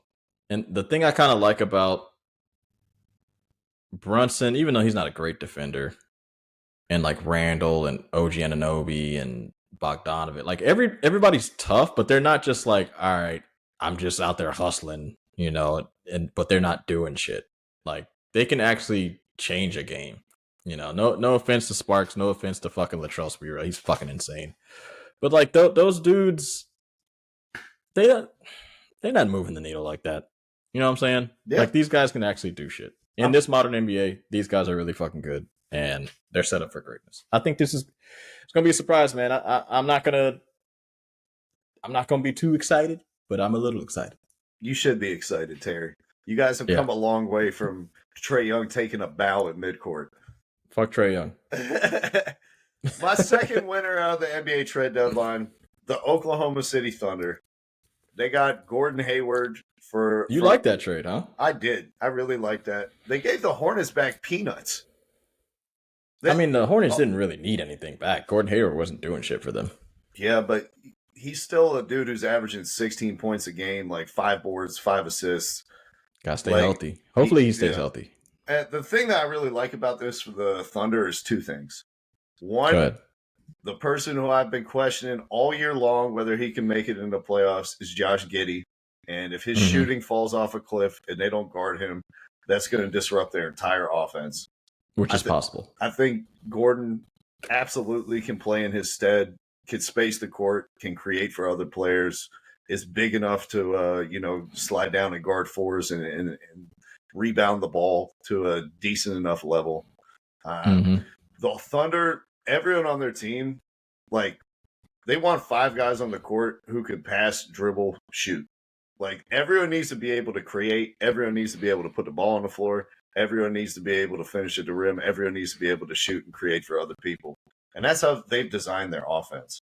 So as much talk as there has been about them getting a big, throwing a guy like Clint Capella or Andre Drummond back there is going to disrupt the flow of everything they want to do. They'll have to completely change their identity. And I think Gordon Hayward allows them to lean even farther in to what's made them so good at this point. The other thing that I really like about this is now they have his bird rights, and they can sign him and extend him to a decently high salary and now he can be matching salary with all this treasure trove of picks that they have to go get a real guy. So they no longer have to give away like somebody who they really value. Shit, we'll give you Gordon Hayward, who's making $25 million a year, and we'll give you a couple picks that we're not even going to be able to draft 17 rookies over the next 5 years anyway. And so it just gives them flexibility and allows them a pathway to go get a big fish later on. I totally disagree. You know, the sliders are not turned off. Injuries are real. He hasn't he hasn't played more than 52 games in 6 seasons. Even at a limited role, like I still just don't really see where like he's gonna stay healthy, man. Like I don't know. I like him as a player, but after he broke his leg, you know, back in Boston in 2017 or whatever year it was, gruesome. He hasn't been the same, man. You know, it is what it is. He hasn't, but he's still good. He's still good. I totally disagree. I 100% disagree with you. I don't think he's going to be healthy enough to play in the playoffs and actually matter. So it is what it is. You know, it's cool. I like him. If he stays healthy, though, it's good. But you don't think he's worth a flyer for Davis Bertans and Trey Mann? Like the chance that he could play in the playoffs? Trey Mann and Davis Bertans are not playing in the playoffs, regardless if they are healthy. So I'd rather take a punt on a guy who might actually contribute. Yeah, I guess. If you're not really giving up much, yeah, I guess. But I don't like the trade. I don't know. It's okay. The Knicks, they had the biggest moves out of here. All the rest are kind of like moves around the margins, you know? Yeah, nobody else really did anything. This trade deadline was garbage. It certainly was. Next team that I did like what they did, the Phoenix Suns. They got Royce O'Neal and they got David Big Body Roddy. All they had to do is give up a pick swap and 2 second-round picks. These are 2 rotation guys who I think could help them in like matchup specific type of things. The Suns, they've been looking for that 5th starter, looking for that swing guy who can hit catch and shoot threes and play passable defense. And I think Royce O'Neal fits that profile. David Big Body Roddy, you know, is not a great scorer, but somebody who's going to add toughness and like stay in his lane and do all the little things and let their big 3 shine. I just think like they added 2 guys who could possibly play in the playoffs. And all it cost him was Yuta Watanabe, who forgot how to shoot this season and has barely played. No, that's true. That is true. Any other trade you like? Yeah. I got 3 more, actually. Wow. I know. For as much, like, and keep in mind, these are moves that I like, not I love. Like, they help these teams on the margins. It's not changing the landscape of the NBA and how we think about these teams. I like the Sixers taking a flyer on Buddy Hield. You know, all it cost them was Marcus Morris and Furkan Korkmaz. I love it. Buddy Hield's a fucking 44% 3-point shooter. Like, for his career, he's well over 40. Especially if I'm trying to figure out back, like having that type of gravity. We saw the 2-man game that him and JJ Redick had in that one glorious season. Like, it just gives another layer to their offense, and you're not going to be able to help out on Dublin and Embiid all the time and leave Buddy Hield wide open. Yeah, I'm trying to figure out like how did that happen? Like, how did he fall from grace over in Indiana? That's kind of strange. He started 28 games this year. He's played in all 52 of the games that they played. That's weird, man. He's a fucking fantastic shooter. He can score. He can dribble. His defense isn't the worst. Well, it sure helps when you have a guy like Joel Embiid back there on the back line. You know what I mean? Yeah. I mean, he probably won't play this year, though, Embiid, unfortunately. I mean, we'll see. I thought they were going to get a first for Buddy Hield. I thought they were going to get a first. That was a weird one for the Pacers, man. That was strange. But, hey, man, they did it. But a boot for the Sixers. You know? Are they going to keep Morris?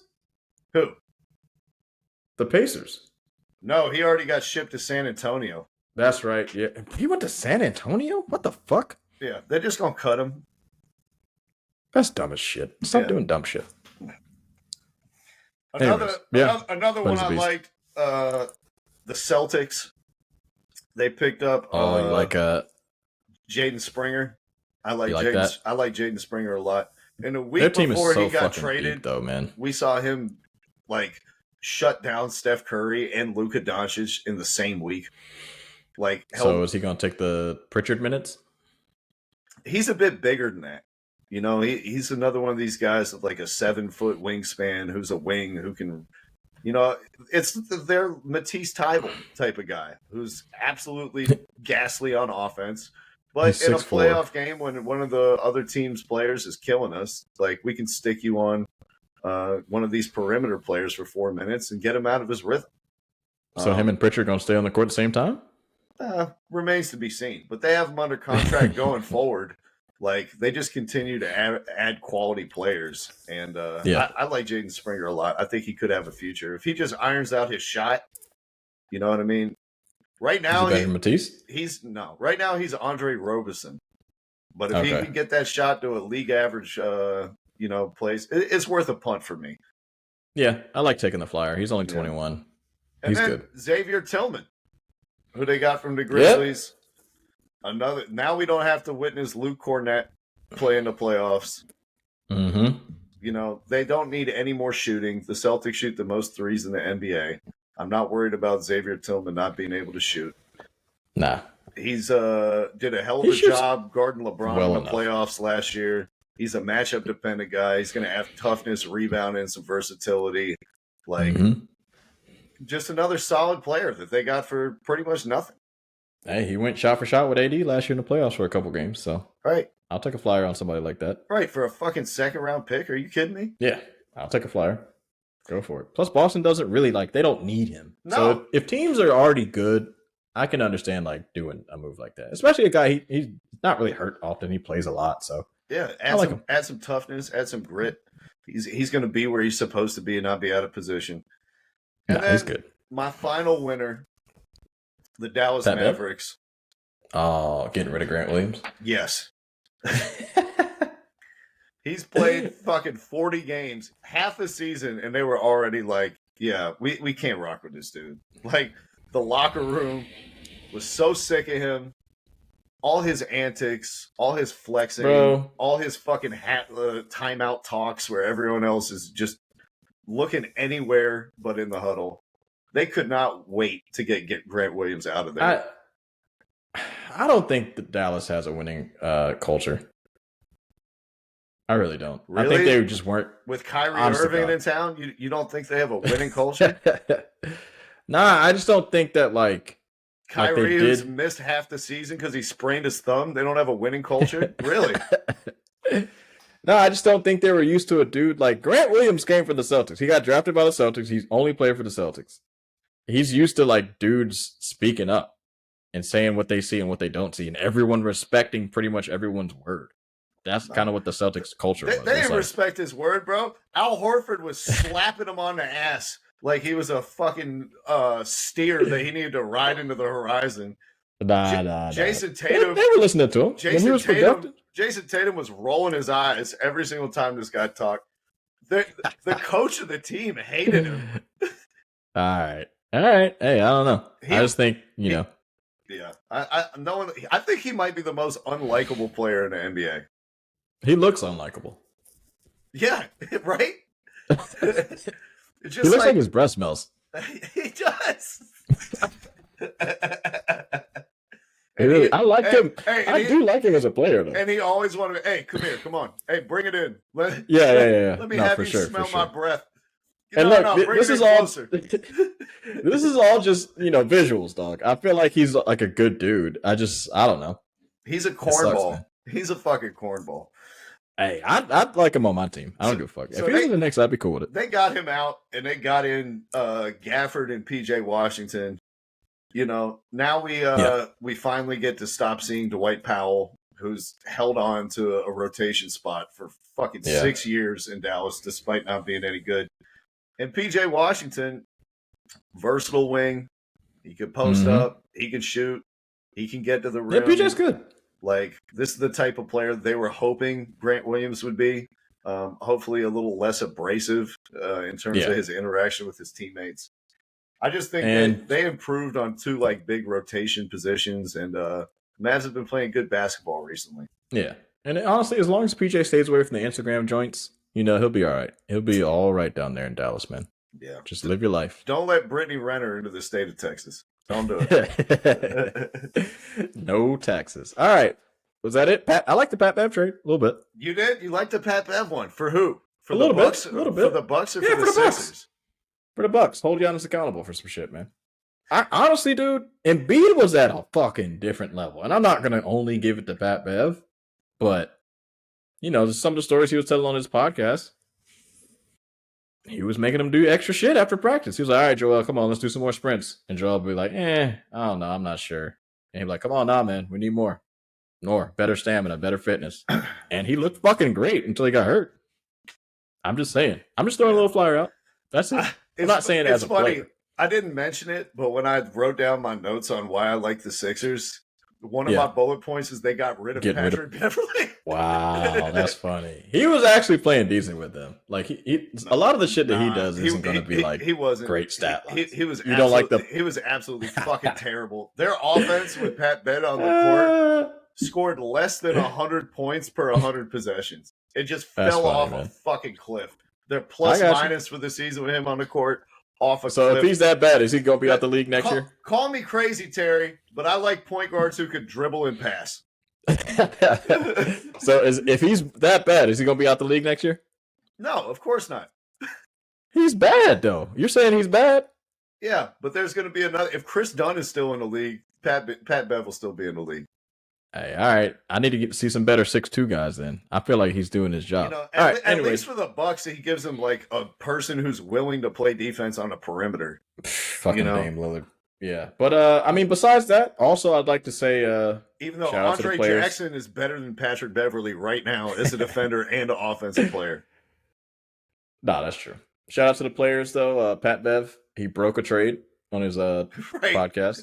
So Woj got 11, Shams got 5, Pat Bev 1. Players are coming up, baby. Watch out. Shout out to On Dennis the fucking Schroeder, rise. who his son's birthday God. was the day after he got traded, and they already had the cake made and everything. They had this 4-tier gigantic Raptors cake after he got Yeah. traded from the Raptors to the Nets. Yeah. Damn, bro. That sucks for him. They're I my- like him, bro. They're my biggest loser was the Raptors. I don't The- understand what the fuck the Toronto Raptors are doing. This is the second year in a row that they traded Kelly a Olynyk. first-round pick for a below-average center. Last year they did it with Pirtle. This year they did it with Olynyk. They traded was weird. Dennis Schroeder for Dinwiddie, who they cut. Dennis Schroeder's been And their then- starting point yeah. guard the entire And season. Been having a pretty good year. Like, He's fine, yeah. what the fuck are they doing? What are you gonna win this year, Toronto? I guess they just wanted all the Canadians on the team. Well, you should have went for Andrew Wiggins. I heard he was available. Well, he was definitely available. Yeah, He's single and ready to mingle. They're fucking... He sucks. Golly. Anyways, yeah, I don't know. Dinwiddie goes to the Lakers on a wave. On waivers or whatever. How do you give up your starting point guard for a guy you cut as soon as he touches down Canada? What is the reasoning behind that? I guess they're... Well, hold on. When I was looking at the East, I think they're kind of locked into this... Are they 10th or 11th?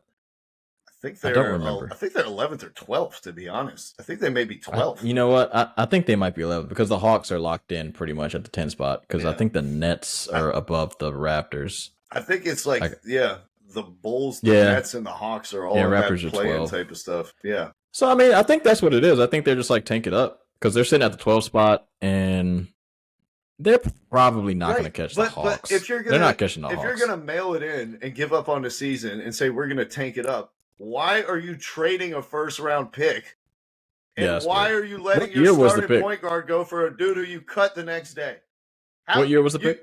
2024. This year. What the fuck? Yeah. That doesn't make any sense. I get getting rid of your point guard and then getting the guy to replace him and then cutting him if you want to suck. But why would you give away your first round pick? That doesn't make any sense. And if you're There's gonna no way do they that- don't have a first round pick this year. That's fucking if you're insane. going to give up your starting point guard and cut the guy who replaces, you better at least get 1 second round pick in return. Hold on. Now I got to look at their picks that they got available. There's no way they just did that. That'd be like, is Ujiri, your boy Usai is just trying to get fired. He goes, let me get all these Canadians so they don't, I'll fly under the radar, but actually I want to get the fuck out of here. I was left speechless. I just don't see any reasoning for any of the moves. And if you're going to try to like give up in the season, and keep in mind, Terry, they don't own their pick this year, any of them.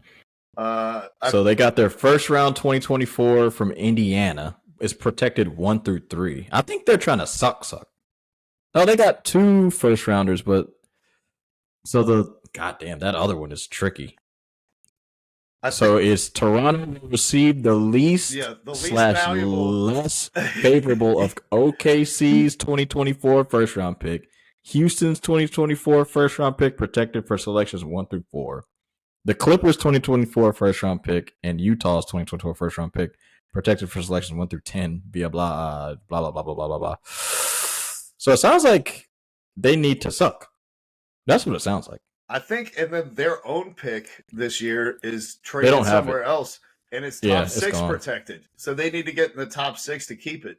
But what doesn't make sense about that to me, Terry, is everyone's talking about how this is a down draft, and it's probably the worst in 10 years. That is true. And why wouldn't you want that pick to convey this year instead of next year when it's actually a good draft? If anything, I'd be fine letting that pick go, so that next year I can have my assets again, instead of getting a top 6 pick in a draft that has no top 6 quality players, and then I lose it next year when there's actually legitimate talent. No, that's true, man. But honestly, dude, I mean, if you suck, you suck. What are you supposed to do? It's like, if we suck, we should still try to fucking win. Collect all the Canadians. That's what we're doing. It's like fucking Pokemon. I mean, like, we got to catch them all. I think technically, though, if they do suck, they still have 2 first round picks, possibly. If they have to really, really suck, though, and they're bad. I mean, they're bad. I don't think they're going to be as bad as the rest of the league, though. I mean, because the Pistons are really fucking bad. Oh no! They're not going to be down there. They're not going to be down there with the Spurs and the Pistons and the Hornets. But there's there's a possibility for them to like get one of those picks with just how the percentages are. Like they could get lucky and get like 2, top 3 picks possibly. So I don't know. I mean, it's weird. Congratulations, you have Kelly Olynyk. Nah, I guess, I mean, we'll see who comes up in this draft. It's always going to be somebody who sneaks up. There's usually one person that's like decent. Hopefully they pick them, but I don't know. I mean, also they know about Canadian people. We don't see those motherfuckers. Speaking of the Pistons, man, they were another one of my losers this trade deadline. They're fucking idiots. I'm not understanding what they did either. They trade picks for Simone Fontecchio, who fits the timeline perfectly in Detroit. Oh, wait, he's 29 years old. This is not a building block who's in the same age range as all your best players. Oh, shit. They waived their starting point guard, Killian Hayes. He sucks. Didn't try to trade him. This is the dude who's been keeping Jaden Ivey on the bench. He started almost every game this whole season. He started for 4 years. He started 2 days before they cut him. They just cut him for nothing. He sucks. They sent a second-round pick to Philly for Danwell House, who they cut immediately. Mm-hmm. And they lost 2 other seconds. So they lost Killian Hayes, their starting point guard. They cut Danwell House, who they picked up. And they sent 2 seconds out to get 29-year-old Simone Fontecchio. What's the plan here in Detroit? I have no idea, dude. I really don't. And we didn't even take into account the trade that they made earlier, where they sent 3 or 4 second-round picks to the Wizards to take Marvin Bagley off their hands. Mm-hmm. Honestly, the Bogdanovich trade didn't make any fucking sense. Oh yeah, and they traded Bogdanovich and didn't get a first-round pick back. Yeah, that was weird because he's a good fucking player. That could not have been the best deal. That could have not have been the best. It's like the dude who's the GM hates Detroit. Like, he grew up a Bulls fan. He's like, these dumbasses didn't background check me. I was a Bulls fan through the 90s. Detroit is in the fucking ground now, boys. Yeah, I don't know, man. This is horrible. Anybody else catch your surprise you? Yeah, the teams who didn't make a trade, you know, Lakers. the Lakers, the Warriors, and the Atlanta Hawks. Who do you think the Lakers could have got though? I don't think the Lakers are good enough to beat the Nuggets, and I don't know like a player that is able to help them beat the Nuggets because like everybody keeps kind of nodding at the Dwight Howard and JaVale McGee kind of help them with Jokic, but that was 4 years ago, man. He's a completely different fucking player. You can't just like pick up big dudes and be like, all right, let's do the same shit we did 4 years ago. Like people adapt each year, and that was 4 years ago. He's 4 years better. It's just done. They can't beat them. So I get why people would be mad, but then also I'm just like, they can't beat the Nuggets. The Nuggets are the team to beat. It's fucking done. Like it's cooked. You just got to play this shit out. You're going to be a team that'll be a second round team, possibly. You'll be in the playoffs. You got LeBron. Just wave it out, dog. Stop trying to give away all your shit. I get why Pelinka was like, everyone shut up. Like, we're not going to win. It's done. Fuck out of here, these Lakers fans, bro. I'm sure LeBron loved hearing that.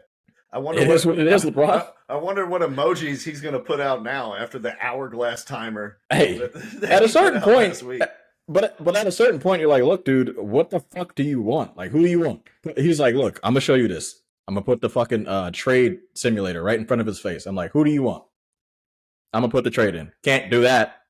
Oh, that doesn't make sense, LeBron. Oh, money doesn't make sense. Why would they give him? Why would they give him to us? That makes no sense. Shut the fuck up. You get Dinwiddie on waivers. That's all you get. Russell's not going to get you back much. Listen, I agree with what you're saying that it made sense for them to like keep their powder dry, and now in the offseason they'll have 3 picks that they're eligible to trade instead of 1. I get the reasoning, but the optics of punting on another year of LeBron James where he's healthy and playing good basketball, and all of the discourse that we've had for the last 2 months about all these moves, DeJounte Murray's coming, Kyrie Irving's coming, you name it, he's coming. And at the end, they do nothing. It's just a bad look publicly, although it may make sense from a sporting perspective. That's the media and the fans, though, dude. That's not the fucking people that actually get paid to do the job. Yeah. You know what I'm saying? Like, the media and the fans are always going to be like, what are the Lakers going to do? What are the Knicks going to do? What are the Lakers going to do? What are the Knicks going to do? Chill the fuck out and let us do our goddamn job. That's why they always fucking make dumbass trades. Why do you think Kobe had to ride out into oblivion of nothing with those garbage-ass teams because they were like, hey, gotta win now. And you fucked yourself for years. You were so bad. In this fucking deck, like the last 10 years, the Clippers have been whooping your ass because you have had such bad teams. Before you got LeBron, you just got lucky as shit. LeBron just wanted to live in LA. Let's all just fucking call a spade a spade. You got lucky as shit. LeBron just wants to live here. Other than that, you suck. So shut the fuck up and just play the fucking game. You're not going to get anybody back for D'Angelo Russell. Just because he gets paid $30-something million doesn't mean you're going to get back somebody that's good. But Terry, he played 11 good games in a row this season. That's called showcasing. Yeah. But nobody wanted him. Yeah. I'm with you. When the Hawks played against the Lakers in Atlanta, when D'Angelo Russell was at the free throw line in the fourth quarter, the Hawks fans started chanting, "We don't want you." That's hilarious. Shout out Atlanta. Great troll. Yeah. Another big L for Atlanta here. You know what I mean? Like, many guys who could have been traded, who should have been traded. Count your days, Trae Young. Clint Capella, DeAndre Hunter, Sadiq Bey, obviously DeJounte Murray. Mm-hmm. The fit has not worked. You know, DeJounte Murray, when Trae is off the court, is scoring 26 points a game and handing out 8 assists and is shooting like 50% from the field and looks like a lead guard. His numbers are better than Damian Lillard's when Trae Young is off the court. When DeJounte Murray's off the court, Trae Young is like a fucking 32-11 guy. When they're on the court, both of them, their production goes way, way down. And it's a lot of your turn, my turn, and people just stand around. And obviously, you know, they couldn't get a good return for him that they thought was enough. But this has been, I don't know how many years of a row of them like being like, oh, we can get more for John Collins. We're not accepting a first-round pick for John Collins.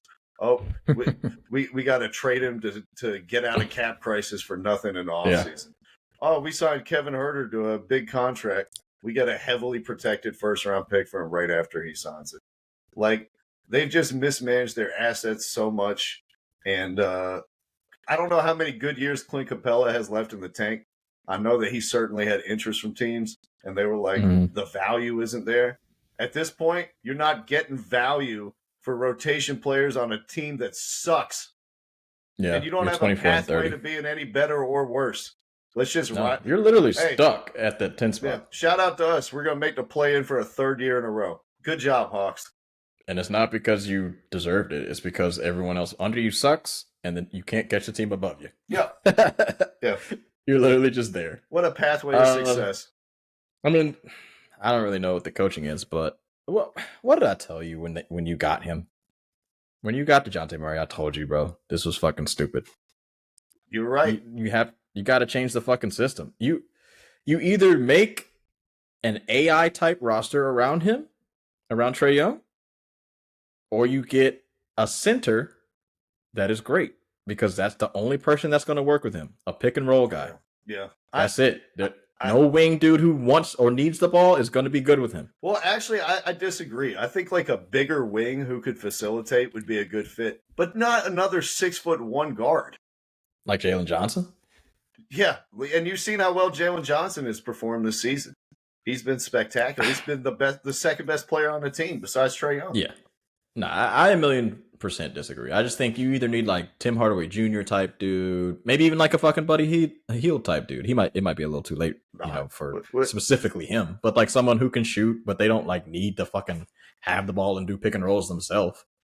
Like a Klay Thompson type shit. You don't need fucking DeJounte Murray. He makes no sense. Donovan Mitchell would have made no sense. The problem is we had that with Kevin Herter, and then Miami was like, all right, we're double teaming Trae Young in a backcourt, and we're going to get the ball out of his hands in the playoffs, and nobody else could dribble or create anything on 4-on-3s. And so we're like, we need somebody who's not going to allow them to just double team Trae Young all the time and can actually get to the cup and facilitate.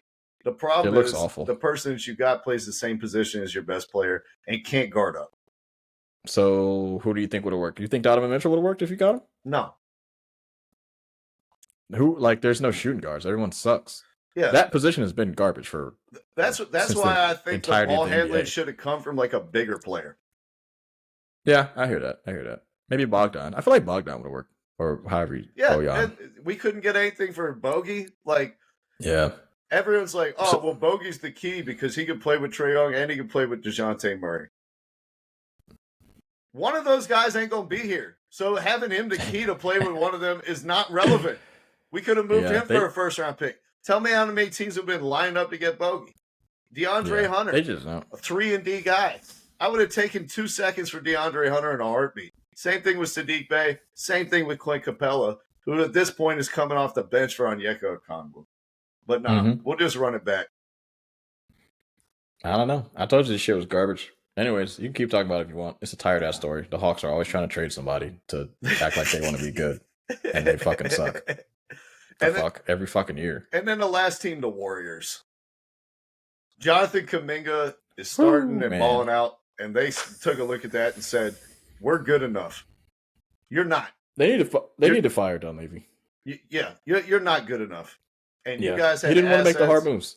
Do you know how many teams would be lined up to take Klay Thompson? Like, you know what a premium shooting is in the playoffs? Yeah.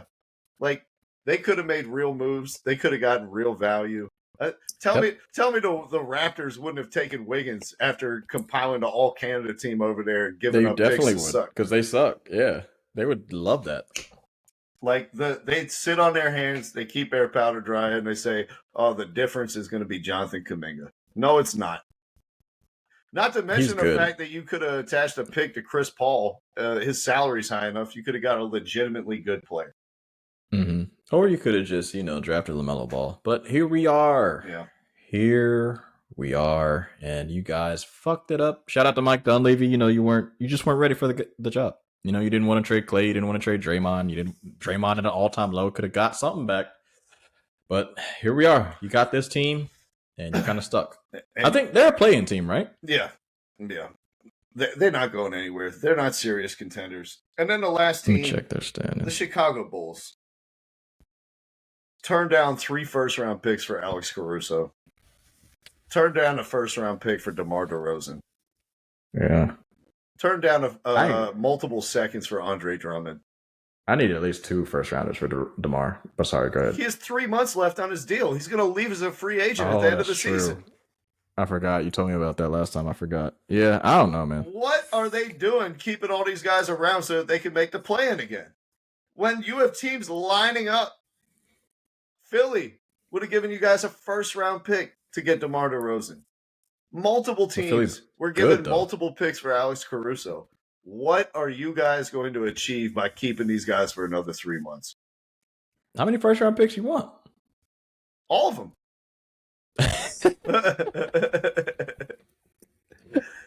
You're just going to draft 5 dudes? This draft sucks. The next draft, we don't know if there's going to be good. You don't have to give them to me all this year. Like, we can stagger it over the time. Like, there's no good young talent on the team.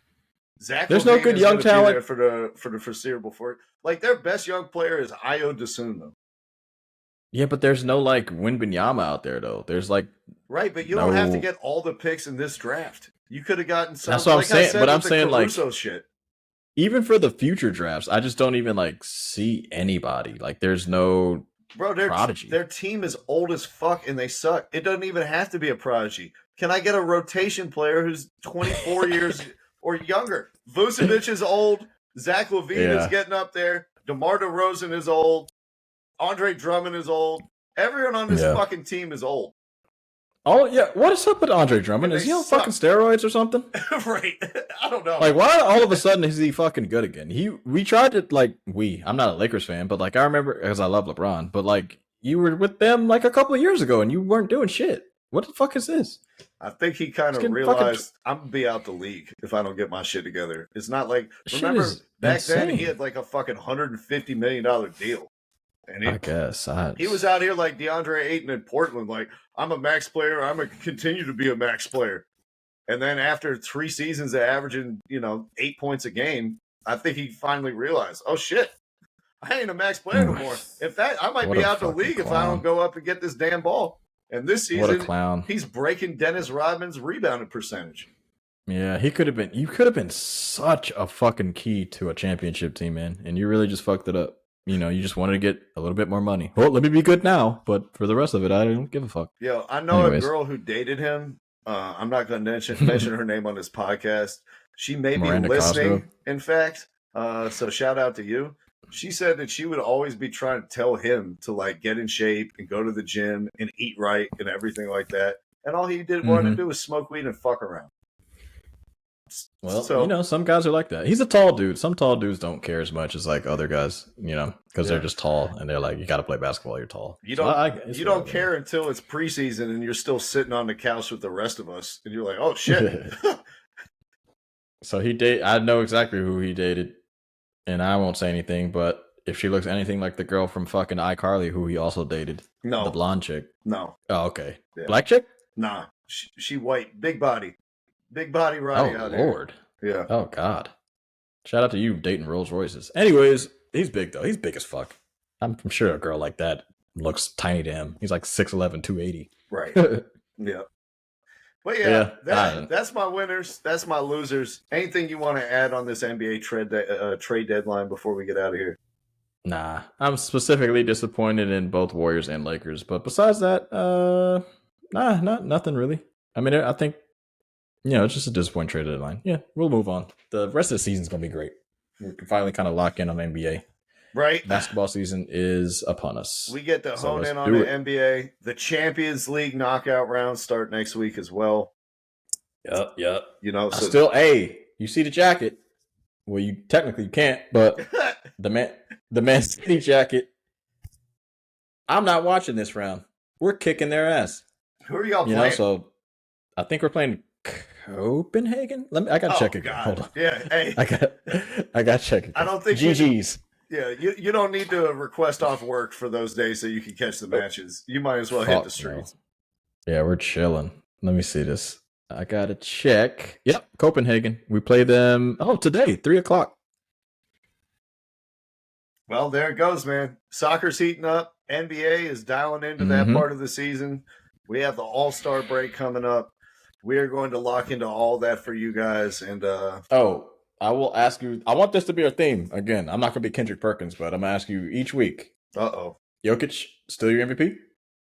Yeah. All right. SGA, you heard that.